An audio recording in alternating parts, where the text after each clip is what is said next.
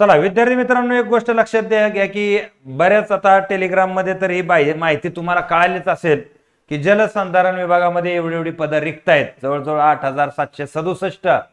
तर ही पदं रिक्त आहेत, परंतु याचं नेमकी प्रक्रिया काय आहे का? जर तुमच्या अभ्यासाच्या प्लॅनिंगसाठी ही गोष्ट फार महत्वाची आहे तुम्हाला की नेमकं ह्या पदाच्या संदर्भात पुढं काय होणार आहे आणि तुम्हाला कोणत्या प्रकारे तयारीत राहावं लागणार आहे, तर त्याच गोष्टीची आपण इथं पहिल्यांदा चर्चा करूयात.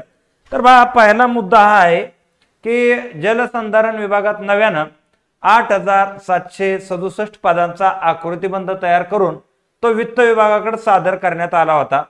या सर्व पदांना आता हाय पॉवर कमिटीने मान्यता दिली असून लवकरच महाराष्ट्र लोकसेवा आयोगामार्फत ही भरती प्रक्रिया जलदरित्या राबवली जाईल, अशी माहिती मृदा व जलसंधारण मंत्री कोणी संजय राठोड यांनी दिलेले. आता इथं एक मुद्दा लक्षात घ्या की पहिला तर इथला लबाड शब्द म्हणजे जलदरित्या प्रक्रिया राबवली जाईल.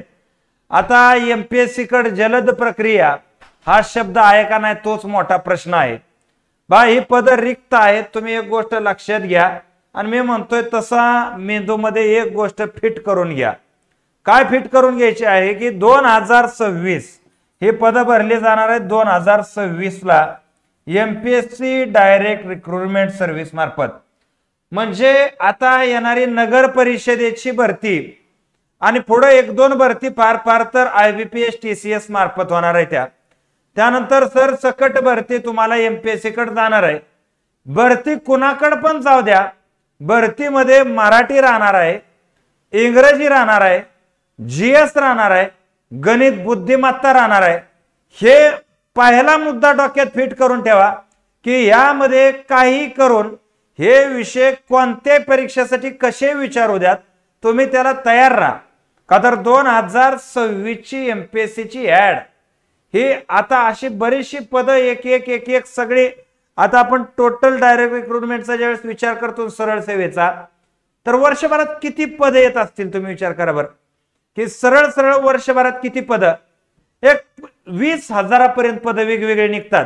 ह्या जीएमसी ची वेगळी, ह्याची वेगळी, त्याची वेगळी, त्याची वेगळी. परंतु आपल्या लक्षात पण येऊन जात नाही की एवढी पद वर्षात निघली असतील म्हणून. तर आता ही एकंदरीत तुमच्या पुढे मोठी ऍड दिसणार पुढं 2026 मध्ये आणि त्यावेळेस तुमच्याकडे कारण असणार नाही की बाबा जागा कमी होत्या म्हणून मी नापास झालो, हे कारण असणार नाही.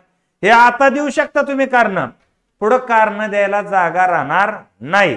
म्हणून आतापासून हे जे मी विषय सांगितले ह्याच्या तयारीला आपल्या बरोबर जोडले जा किंवा जगात तुम्ही कुठेही जोडले जा, पण ही तयारी तुम्ही पक्की ठेवा. चालेल, ही माहिती लक्षात आली असावी अशी अपेक्षा व्यक्त करतो आणि मी थांबतो. जय हिंद, जय महाराष्ट्र.